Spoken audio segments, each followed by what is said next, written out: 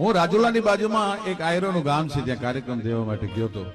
મને લાગે છે સંસ્કૃતિ અને આ યાદની આ બધી જે યાદો છે એ ઘટનાને તાજી રાખવા માટે અન્ય સમાજમાં કોઈ જગ્યાએ આવો પ્રયાસ થયો હોય એવું મને લાગતું નથી.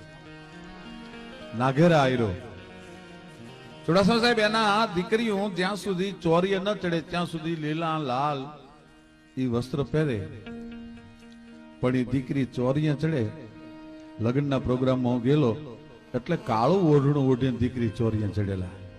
એટલે મેં પૂછ્યું કે આ કેમ આ દીકરી ઘરચોળું નહીં, પાનેતર નહીં, અને આ દીકરી કાળું ઓઢણું ઓઢીને ચોરીએ ચડ્યા?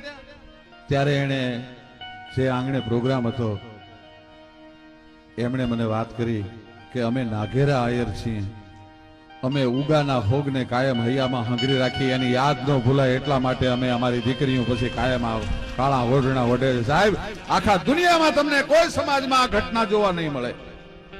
એ સમર્પણ, એ ત્યાગને યાદ રાખવા માટે નથી મફતમાં મળતા, એના મોંઘા મૂલ ચૂકવવા પડતા. સાહેબ, સૌભાગ્યનો ચાંદલો ન કરે, કાળું ઓઢણું ઓઢી લે આખી જિંદગી. એ કઈ જેવી તેવી વાત નથી. લવર મૂછો ને મીંઢળ બંધો પીઠ ભરેલો પાગલ યોદ્ધો. કેવી કેવી ઘટનાઓ બની છે આ દેશમાં.